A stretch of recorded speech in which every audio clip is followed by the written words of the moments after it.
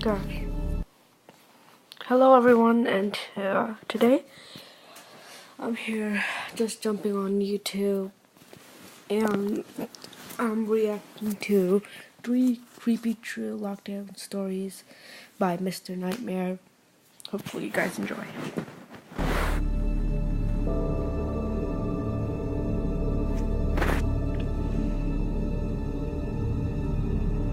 Story 1.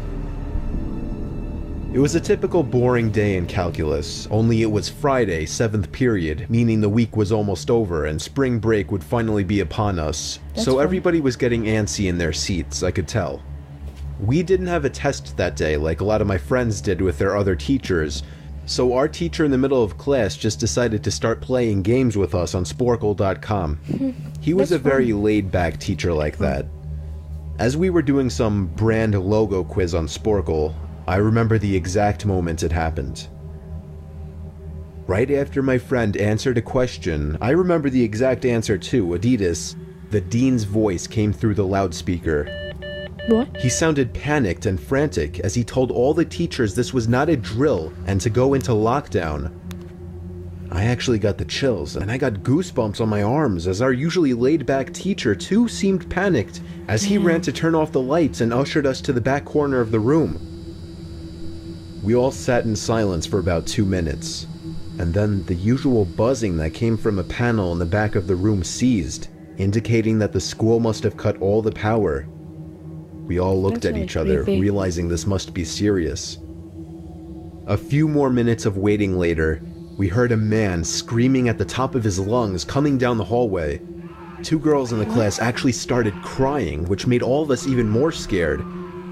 As the screaming got closer to the classroom, the lunatic-sounding man started banging on the lockers while screaming, "I'll kill all of you." It was at that moment that I started to fear for my life.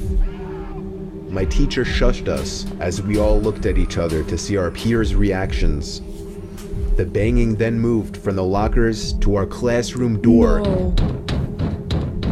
And that's when one of the crying girls screamed no. That's so dumb. Why would you do that? The banging on the door only grew worse as the man started screaming, "Open up."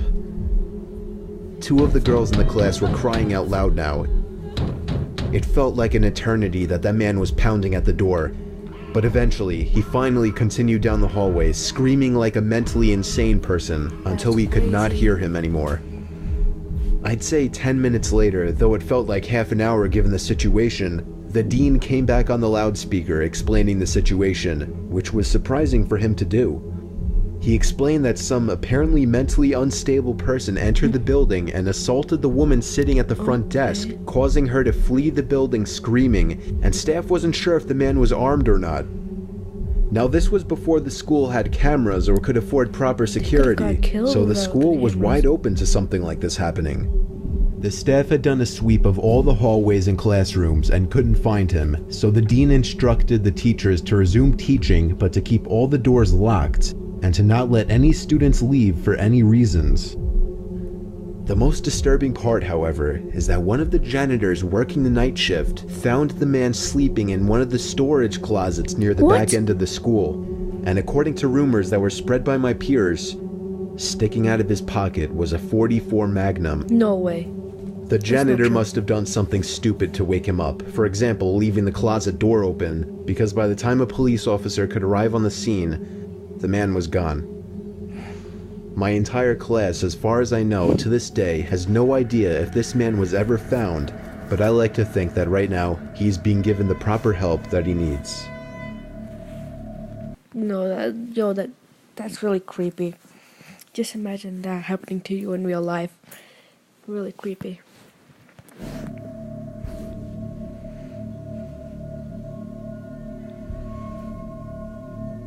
My school has 2 lunch periods. First lunch period is for all 6th graders and some 7th graders. The second lunch period is for the other half of the 7th graders and all 8th graders. The lockdown happened in the beginning of October. The day the lockdown occurred, it was overcast and rainy. During the first lunch period, I heard 4 loud booms. What? I personally thought it was thunder, but the entire lunch crowd started screaming. I was thinking those kids were just serious pussies, but the campus security came in and started yelling at people to go into the multi-purpose room, and the kids who were in line buying lunch had to throw out their lunch and come inside. Me and some friends went inside the room along with a huge group of other kids. Everyone was curious as to what was happening. Our multi-purpose room is huge, and the back wall of the room is made of see-through glass. When me and my friends were rushed inside the campus, security was covering the glass with the curtains, and there were adults at every exit. My friend Eric was curious, as well as the rest of us, so he asked one of the adults what was going on. When he came back, he said, "You know how right in front of TMS there's those houses?" I replied, "Yeah." "There's this mentally disabled, crazy man that barricaded himself in front of his house, and he's threatening to commit suicide and kill the cops if he's evicted. He was walking around outside of school watching kids in a weird way," Eric told us. It turned out the man was also a registered sex offender, making matters worse. Oh my god, that's crazy. We were stuck in the multi-purpose room for a whole hour, taking up 2 periods. After the whole thing was settled, we were escorted to our classrooms one by one. I later found out that the man lives next to my friend Brandy, who told me about the previous Halloween when she saw the same man at his window cutting his arm and writing in his own blood, "Don't come here or I'll kill you," on his window.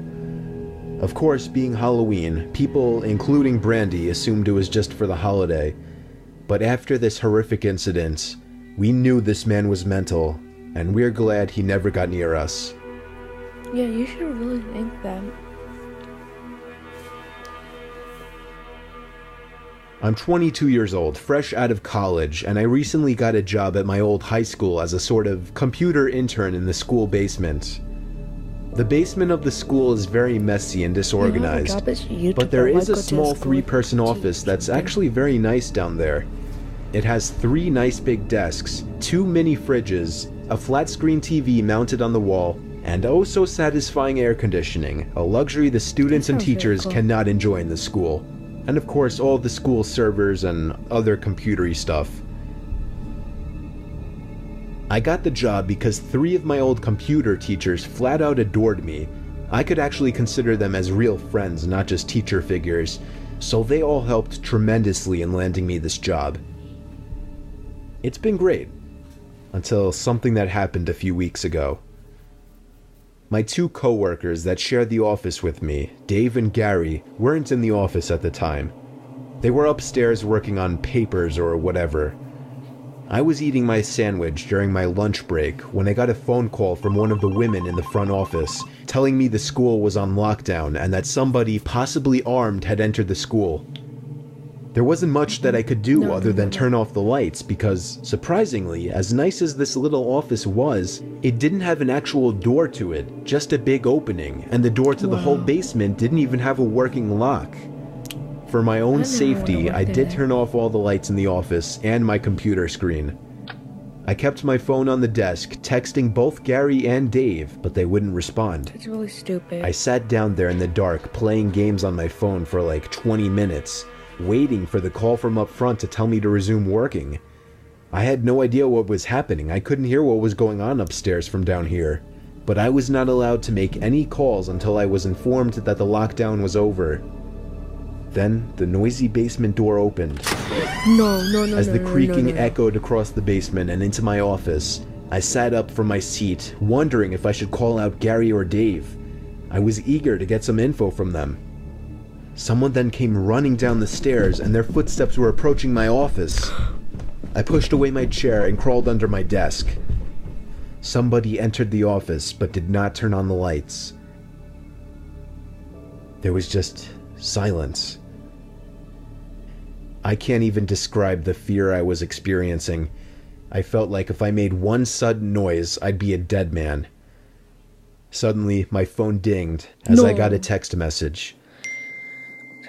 I felt my entire world shrivel up and die at that one moment, as I clenched my teeth in fear. Footsteps suddenly moved closer to me until I finally dove out from under the desk in capitulation, begging whoever it was not to kill me. And just then, someone grabbed my arm and pulled me up.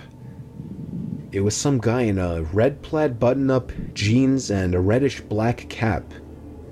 He told me, "It's okay, I'm just down here hiding with you." "What's going on up there?" I whispered to him. He kind of ignored my question and asked me if there's an exit down here. I told him, "Yeah, around that way." Before he could do anything else, I asked him, "Who are you?" There was a brief moment of silence. Before he started explaining, he was coming in to pick up his son when a teacher told him to hide. After his explanation, I checked my phone and saw the text I received was from Dave. It said, "Dude, this is fucking crazy. Some guy with a gun shot Mr. Buckley. He's wearing a red shirt and a hat. Whatever you do, don't come upstairs." No. I was about to reread that text out loud to the man until I realized. I looked up and felt my stomach sink. Yeah, me too. The man seemed to catch on to my suspicious stare. Panicking, all I could think to do was to run for the upstairs. A gunshot echoed through the basement and I could hear my the God, bullet no. ricochet off something metal in the darkness. But thank God the bullet missed me and I made it upstairs. Fortunately, It's police were creepy. waiting at all exits, including the basement exit, and caught the man the second he opened the door. More good news, our teacher Mr. Buckley survived the gunshot. It was later determined that the man and Mr. Buckley had some beef for whatever reason, but that was never revealed. All we know is that Mr. Buckley couldn't have done anything that would have warranted this kind of reaction. And I know that the sound of that gunshot will forever echo in my mind. That is so creepy, guys. I would never want to go to school again. Even, like, I'm about to start school and I don't want this to happen to me. Like, I'm about to go back to school and I don't want this to happen, you know. It's crazy how these things happen all of a sudden. So, yeah. Hopefully you guys enjoyed that video. And if you did, please leave a like, subscribe, and I'll see you in the next video. Bye.